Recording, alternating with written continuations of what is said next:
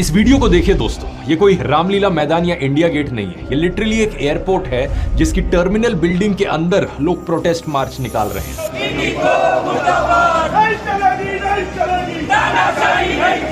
पिछले 3 दिनों से इंडिया के लगभग हर मेजर एयरपोर्ट पर अफरा तफरी मची हुई है। लोग चिल्ला रहे हैं, चीख रहे हैं।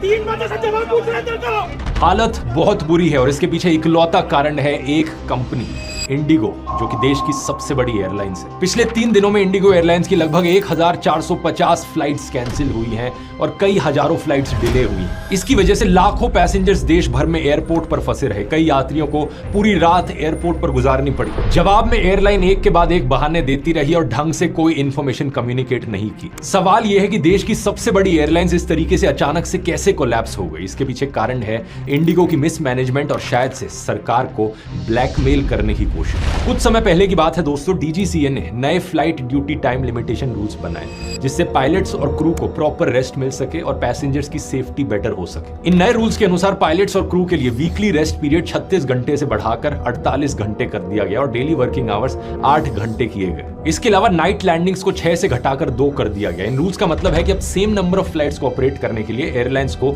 ज्यादा पायलट्स और क्रू मेंबर्स हायर करने पड़ेंगे। इन रूल्स को ओरिजिनली मार्च 2024 में इंप्लीमेंट किया जाना था, लेकिन तब इंडिगो और बाकी एयरलाइंस ने कहा नहीं, ये तो बहुत जल्दी है, प्लीज इसे डिले करो क्योंकि हमें थोड़ा समय चाहिए नए पायलट्स और क्रू मेंबर्स को हायर करने के लिए। लेकिन 18 महीने का टाइम दिए जाने के बाद भी इंडिगो ने ढंग से हायरिंग नहीं करी। एयरलाइंस पायलट एसोसिएशन के प्रेसिडेंट सैम थॉमस का कहना है कि जब भी रूल्स एयरलाइंस के फेवर में नहीं होते तो एयरलाइंस फ्लाइट डिले कर देती हैं या कैंसिल कर देती हैं ताकि सरकार पर रूल्स चेंज करने का प्रेशर बनाया जा सके। इसलिए कहा जा रहा है कि इस तरीके से फ्लाइट्स को कैंसिल करना यह कोई प्लानिंग फेलियर नहीं था, बल्कि एक कैलकुलेटेड स्ट्रैटेजी थी। जानबूझकर अफरा तफरी मचा दो एयरपोर्ट पर ताकि डीजीसीए मजबूर हो जाए इन रूल्स को वापस लेने पर। और एग्जैक्टली ऐसा ही हुआ दोस्तों। डीजीसीए ने 5 दिसंबर को अपने रूल का एक बड़ा इंपॉर्टेंट पॉइंट अब विड्रॉ कर लिया है। लीव्स को वीकली रेस्ट में काउंट करना अलाउ कर दिया है जो पहले नहीं होता था। इसके अलावा डीजीसीए ने 10 फरवरी तक इंडिगो को एक वन टाइम एग्जेम्पशन दे दी है पायलट के नाइट ड्यूटी रूल्स से। इस पूरे मुद्दे के पीछे दोस्तों एक रूट कॉज है एविएशन सेक्टर का इंडिया में